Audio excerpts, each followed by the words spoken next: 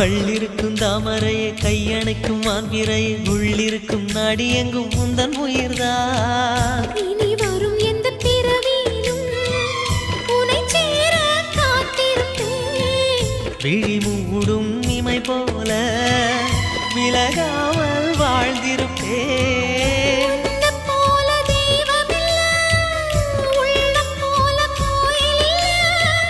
தினந்தோறும் அர்ச்சனைதான், எனக்கு வேறு வேலை இல்லை. நன்றி சொல்ல உனக்கு வார்த்தை இல்லை எனக்கு, நான் தான் மயங்குறேன். என்னுடைய மனச தந்துவிட்ட பிறகும் ஏம்மா கலங்குற